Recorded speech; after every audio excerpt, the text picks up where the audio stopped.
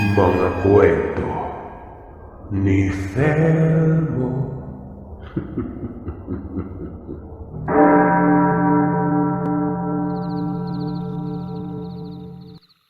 Kwento namin ito ng aking ama at kapatid.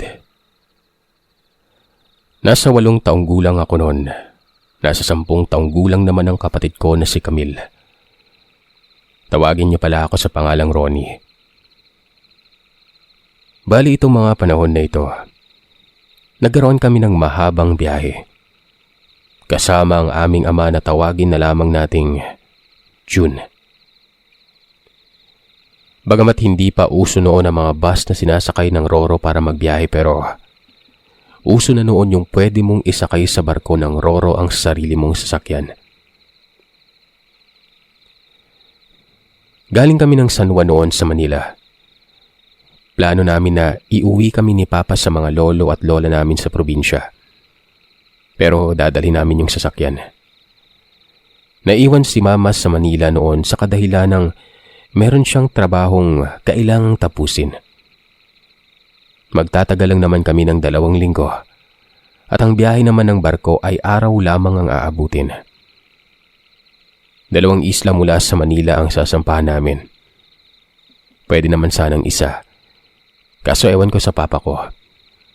May dadaanan pa umano siya sa isang isla noon dahil may mga kamag-anak kami doon na merong ipapadala para kay lolo. Kami naman ng mga anak, syempre, ano magagawa namin, di ba? Bumiyahe na kami noon. Maayos naman ang pagdating namin sa pier. Binaba muna kami habang pinapasok ni Papa sa loob ng barko ang sasakyan. Habang nangyayari yon, biglang nagreklamo si Ate Camille gawa ng parang amoy danggit umano. Amoy tuyo na mabantot. Ang naisip ko naman noon ay normal na yon sa pier kasi minsan na rin kaming sumakay ng barko.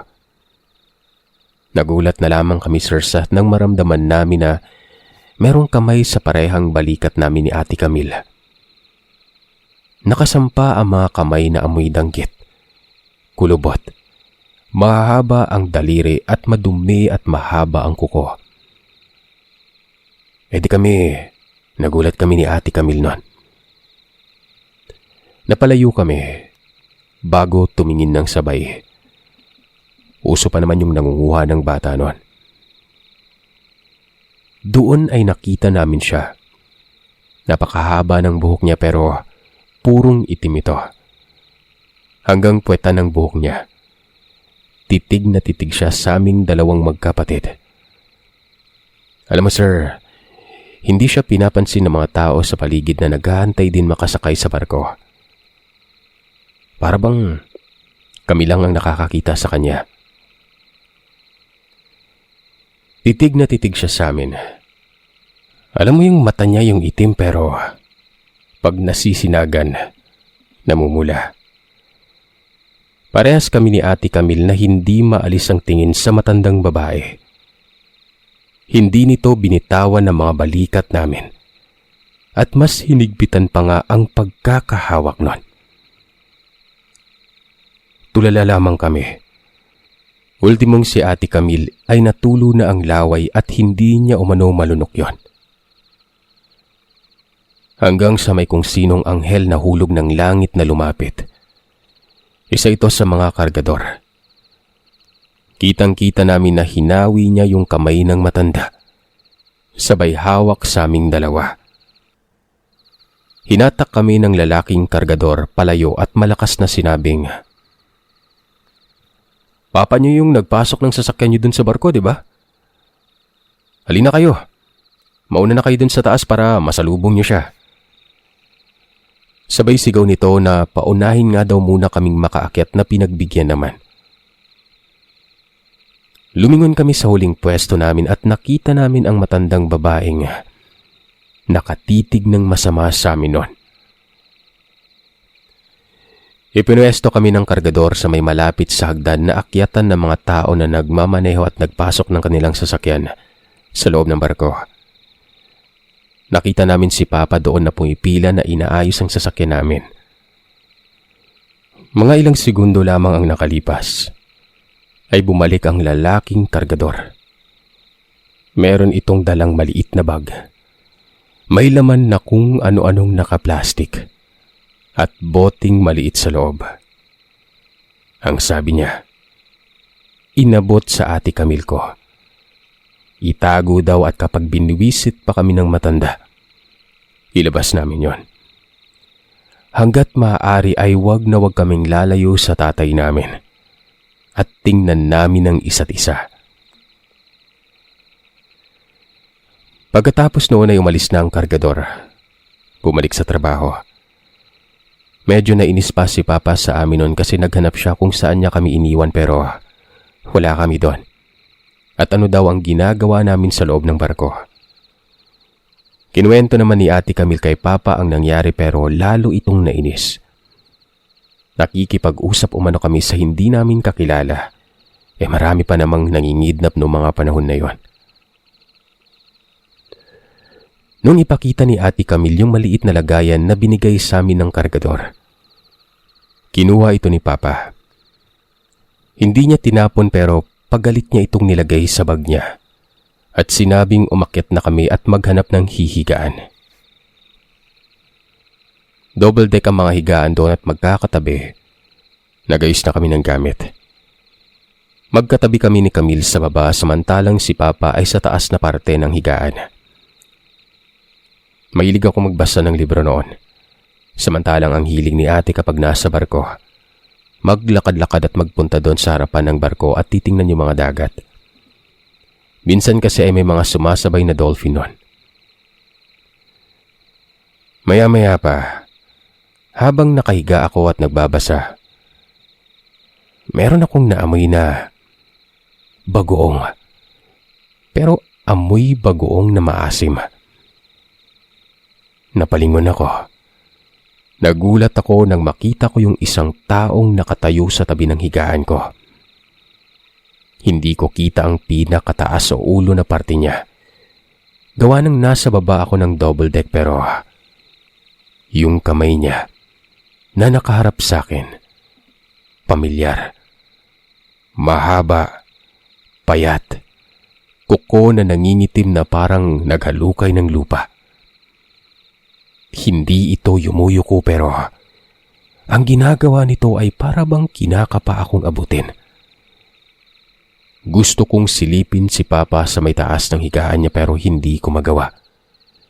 Dahil yung kabilang parte, may harang na. Para yung rehas-rehas tapos katabi nun ay hagdan pababa. Pagkalingon ko pabalik ay merong humawi bigla ng damit ng matandang yon. Bigla itong nawala. Siya namang pasok ni Ate Camille at tumabi sa akin. Namumutla ito. Ayon sa kanya ay kanina pa daw siya sinusundan ng matanda. Kahit nasaan siya magpunta. Dahil sa nagdadalawang isip na kaming sabihin kay Papa ang lahat, magkadikit kami ni Ating maghapon. Iniiwan kami ni Papa kapag kukuha ng cup noodles at kape. Doon na rin kami kumain sa mahigaan. Kinagabihan, mga siguro 7:00 pa lamang ay umidlip na kami. Tinakpan namin yung mga tuwalya yung gilid ng higaan namin para sa privacy. Mga 9:00 naman ng gabi. Maraming pang gising nun. Iba nga ay hindi natutulog talaga. Nagulat ako noon na higpit ang pagkakayakap sa akin ni Ate Camille. Kahit na napakainit. Sasawayin ko pa sana siya pero nagulat ako nang maramdamang bakit parang may nakadagan sa amin. Akala ko nga ng una, si Papa. Pero pagkadilat ko, Sir Seth, kitang-kita ko na nakatuwad ang pwesto ng matanda. Nakaharap sa amin. Nakalaylay ang mga buhok at pulang-pula ang mga mata. At ang mga kamay niya ay nakadagan sa aming magkapatid noon. Nanginig ako. Sa batang edad ko ay mabilis akong nakaisip kung alin ang panaginip sa hindi. Sinubukan kong magising pero gising na ako noon.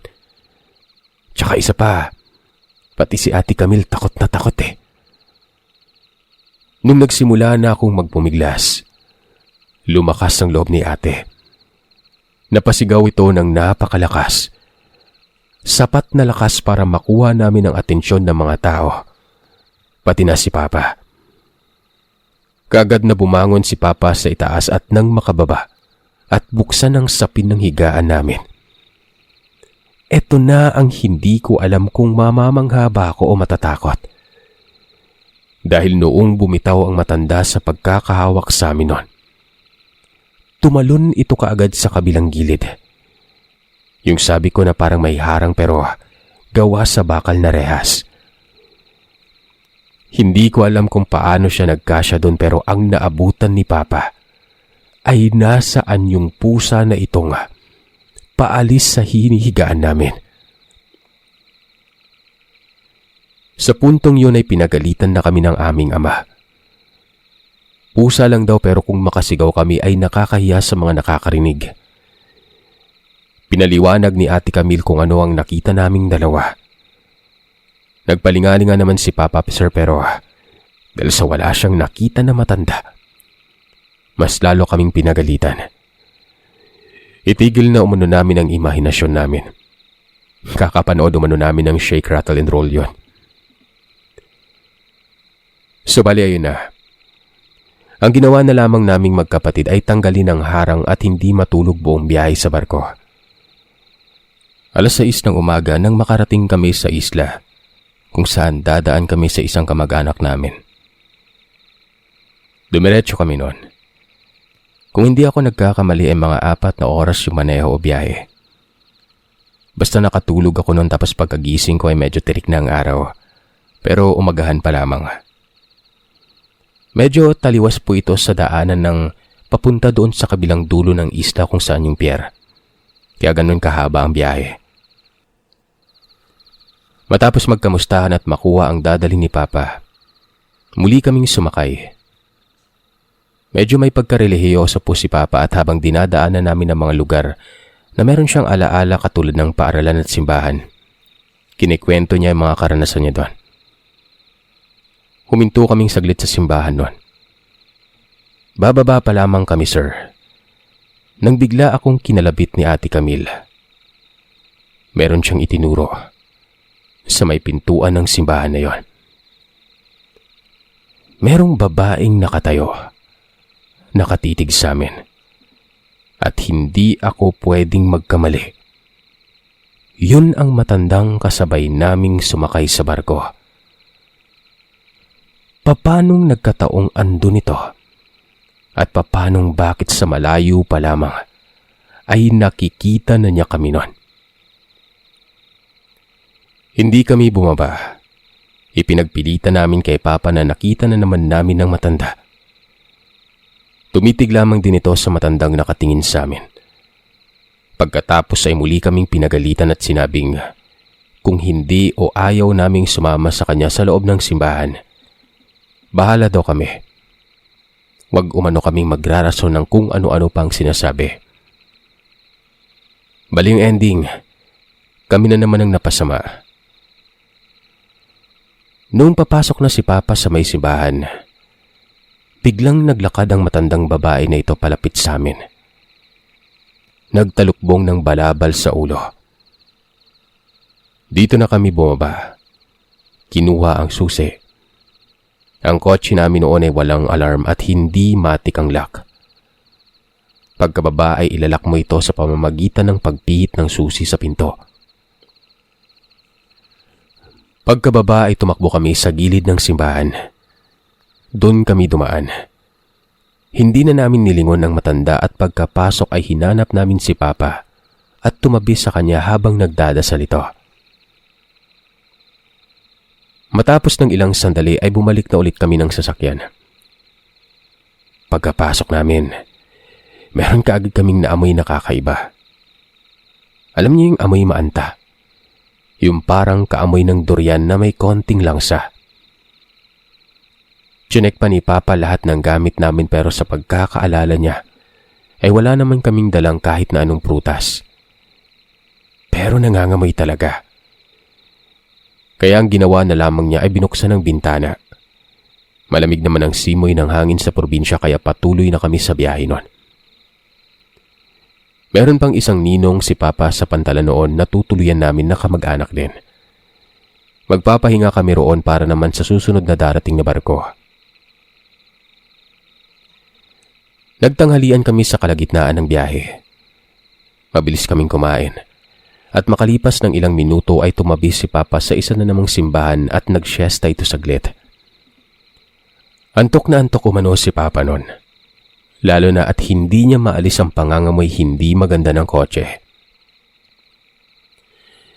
Lilinisin niya na lamang umano ito pagkarating doon sa ninong niya. Mga siguro pasado 2:00 na magsimula na ulit kaming bumiyahe. Naalala ko noon na inabot pa kami ng mahigit 6 na oras sa biyahe. Dahil hindi din naman kabilisan ng kotse namin noon. Tandang-tanda ko noon dahil pasado 8:00 ng gabi nang mangyari ang pinakamalagim na karanasan na nasaksihan ko sa buong buhay ko. Unang pagpapakita ayon kay Papa. Abala kami ni Ate Camille sa likod ng sasakyan. Lumipat na kami noon at wala nang kasama si Papa sa harap. Ramdam na umano noon ni Papa na tila ba may nakabuntot sa amin. Pero ang ipinagtataka niya, hindi ito sasakyan. Lalo na noong nakalabas na kami ng syudad. Tila ba may kung anong hayop ang hindi lumulubay sa amin. Nakikita niya ito sa side mirror at rear view mirror. Ang bilis naman umano ng hayop na ito ayon kay Papa pero hinayaan niya na lamang ito. May mga kabayan pa naman kasi kami nang dadaanan nun. Pangalawang pagpapakita. Dumadaan na kami sa kalsadang puro mga magkakaharap ang mga kahoy. Napapansin ni Papa na bakit parang may nauunang mga kalasan ng mga punong kahoy sa daan. As sinaglalaglagan ng mga dahon at sanga bago pa man kami dumaan. Hindi naman kalakasan ng hangin nung gabing yon. Gawa ng ang kalsada na ito ay napapalibutan ng mga bundok. Maya-maya pa, sa harapan, malapit na malapit sa kotse na muntikan ng mabangga ni Papa. Merong bumagsak. Sigurado daw si Papa na malaking hayop yon, na itim. Tumayo pa ito pagkabagsak niya.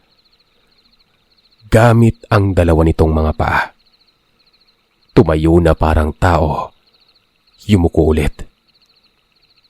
Pati kami ay napatingin nun. Pero dahil sa takot ni Papa na lumabas gawa ng baka rebelde mga ito, umatras siya nun. Pagkatapos ay inilihis ang direksyon.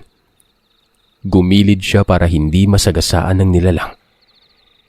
Pero pagkaiwas niya sa may banda niya mismo, muli niyang sinilip ang bumagsak na yon sa kapunuan. At nagulat siya nang makitang isa na lamang itong pusa. Pusang may kakaibang laki ng mata na sinundan ng titig si Papa hanggang sa makalagpas na kami. Maski kami ay kitang-kita namin yun ni Ate Camille at wala kaming nagawa kundi magsiksikan na lamang sa gitnang parte ng upuan. Maya-maya ay nagmumura na si Papa sa kadahilan ng nabagat tumano kami. Kanina pa kami takbo ng takbo na dapat ay nakarating na kami sa kabilang bayan pero bakit walang pinagbago? Bakit puro kapunuan pa rin ang iniikutan namin nun? Sa pagkakataon na ito ay tila ba naniwala na si Papa sa amin. Tanong ito ng tanong kung ano ang itsura ng matanda na nakasabay namin sa barko. Ikinuwento naman namin ang lahat. Hanggang sa ito na. Napapreno si Papa. At pagkatingin namin kung bakit, sa ikatlong pagpapakita ay literal na pinakita niya ang sarili niya. Nasa may harapan namin siya, sa kalsada, sa tapat ng ilaw ng sasakyan. Nakadipa ito. Nakatitig sa amin. Namimilog ang mga mata. Lumulutang ang bawat hibla ng buhok. Puro mura lamang ang narinig namin kay Papa, lalo na nang sabihin namin ni Ate Camille na iyon ang matanda sa barko. Binuksan ng konti ni Papa ang bintana ng sasakyan. Binusinahan at sinigawan niya ang matanda. "Hoy! Kanina ka pa! Anong kailangan mo? Tatabi ka ba o sasagasaan kita?" Hindi ito gumalaw sa kinatatayuan. Ang ginawa ni Papa, umatras ito ng konti. Binuwelo at pinarinig sa matanda na inaapakan niya na ang gaas ng kotse. At nang simulan na niya itong iharurot padiretso na sana, kumbaga panakot lamang sa matandang yon, bigla na lamang itong nawala. Nang wala na ito sa harapan ay hindi na tinigil ni Papa ang pagtakbo ng sasakyan niya. Tuloy-tuloy. Pero mas lalo naming ikinagulat nang bigla na naman itong lumitaw sa may pinakaharapan sa ganoong posisyon pa rin. Ayon kay Papa, noong mga oras na yon ay wala na umano siyang ibang mapagpipilian kundi ang bumaba at harapin ang matandang yon. Dahil kung hindi, ay paulit-ulit lamang kaming paikot-ikot sa dinadaanan namin. Babagatin. Nag-isip si Papa ng paraan at ayun nga, kung naaalala niyo ang maliit na bag na binigay ng kargador. Mabuti na lamang talaga at hindi yun naitapon ng aming ama. Binuksan niya ang bag niya. Nung kukunin na niya yung bag na bigay ng kargador na yon, una niyang napansin ay ang basang nanggagaling sa may maliit na bote na tila natapon ito o lumigwak ang laman kahit na hindi man lamang ito nabuksan. Isa pa sa laman noon ay maliit na supot ng itim na bagay na parang kasing butil ng asin, pero kulay itim. Merong butil-butil din na kulay pula naman. At ang isang pinong-pino na pinaghihinalaan ni Papang Abo. Kasama nito ay ang isang kwintas na merong pendant na kasing hugis ng bala, pero kulay nangingitim na rin na tanso. Inatras ni Papa ang kotse, at nang buksan na niya ang pintuan at lumabas, nawala na naman bigla ang matandang yon. Sinabihan kami ni Papa na wag aalisin ang lock ng pintuan. Iba kasi ang lock dati, hindi power lock. Kaya ang tanging bukas lamang ay ang pinto sa may driver's seat. Iniwan niya sa amin ang parang abo na nakalagay sa supot. Sigurado siya na abo yon, pangontra sa aswang. Nilinga-linga ni Papa ang paligid. Hindi siya lumayo sa pintuan. Pero hindi na niya makita ang matandang yon. Hanggang sa napasigaw na lamang ako nang sa may pintuan, sa kanang bahagi ng sasakyan, naroroon nakadungaw ang matandang parang malaking holen na pula ang namimintog na mga mata. Makapalang gilagid nito na halos hindi na niya masara. Samantalang ang mga ipin niya ay parang kasing liit at kasing tulis ng balat ng langka. At kahit may kadiliman ng paligid ay malinaw na malinaw sa amin ang naninilaw nitong laway na pilit dinidilaan ang bintana ng sasakyan habang sinusubukang buksan yon. Nawalan ng malay si Ate Camille, samantalang sumisigaw ako. Tumakbo si Papa sa kinaroroonan ng matanda. Kampante ang matanda nun, kaya wala siyang pagdadalawang isip na sinalubong si Papa. Nakabuka ang palad nito na tila sasaluhin ang mga palad ni Papa na pasampal ang lapit sa kanya. Para silang nag-appear sa ganong senaryo, Pero nang dumikit ang palad ni Papa sa palad ng matandang yon, mahigpit itong hinawakan ni Papa. Biglang humiyaw ang matanda.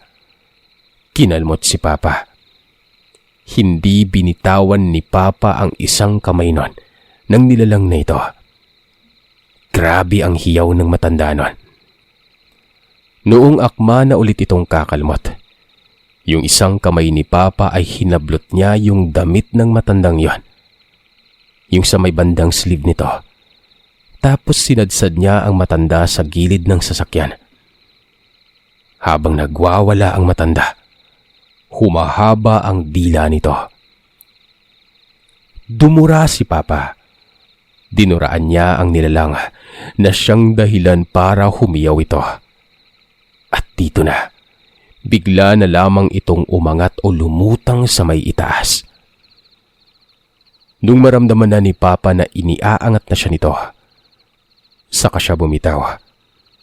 At sa pagbitaw niya, nakita ko na yung kwintas na may hugis bala ang pendant. Nakabaon na roon sa palad ng nilalang na tila ba napaso ito. Inilagay pala ito ni Papa sa palad niya, kaya ganun na lamang ang hiyaw ng nilalang. Agad na tumakbo si Papa habang nakatitig sa lumulutang na nilalang na palayo na. Dumiretso si Papa sa may driver's seat. Pinaandar ang kotse. Tuloy-tuloy. Sinabihan pa niya ako na sabayan siya magdasal.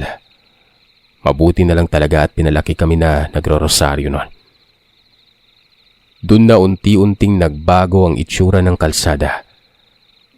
Nakahinga na lamang kami nang nasa bayan na kami, kung saan ang daungan ng barko at kung saan kami makikituloy.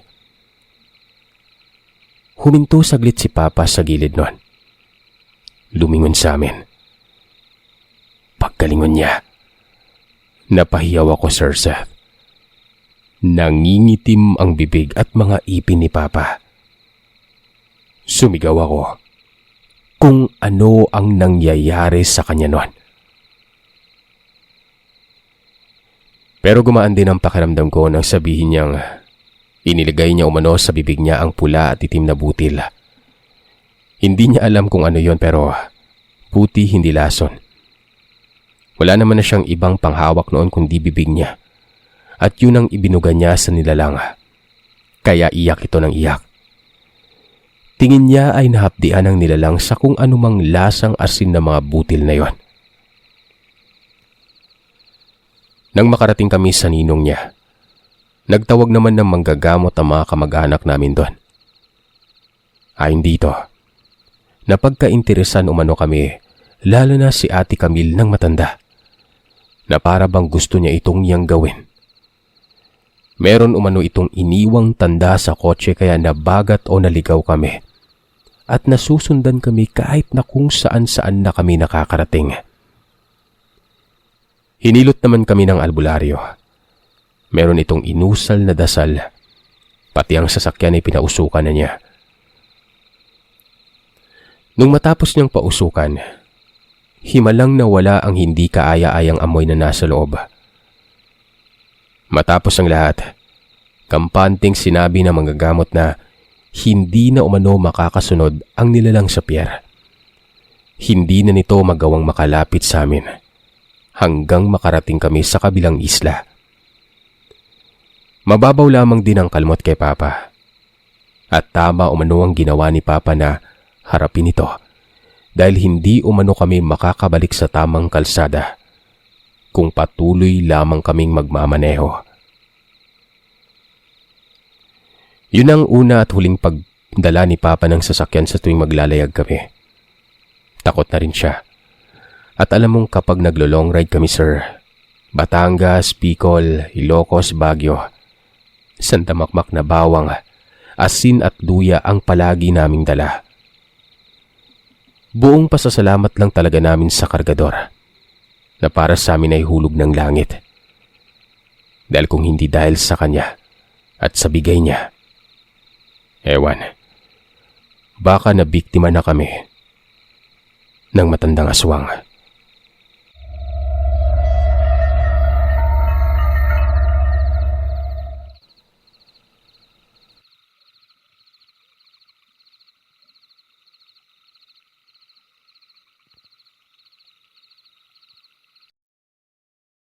Maraming salamat mga kagiliw sa pakikinig. Madako naman tayo sa shoutout request.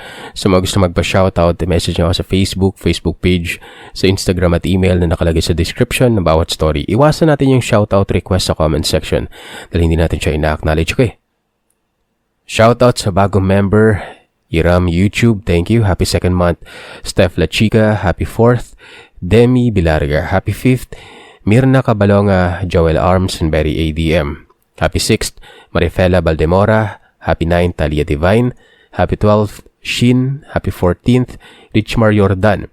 Happy 17th, Luciana Amor. Happy 18th, Monique. Happy 19th, Cas Punay. Happy 20th, Kate Bawalan.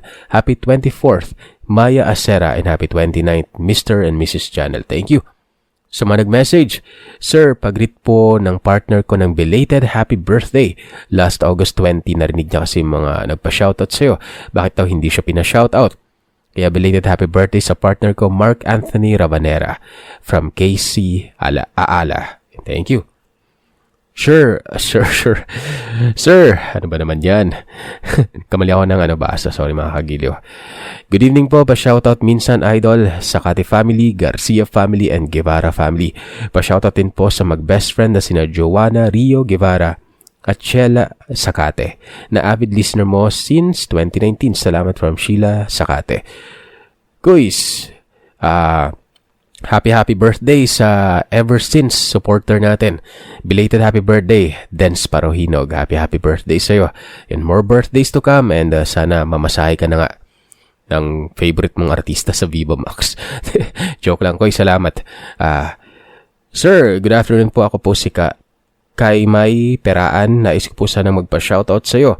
Sa susunod mong update, wish ko po kasing ma-shoutout nyo sa 18th birthday ko, which is ngayon. Belated happy birthday kahapon po yan.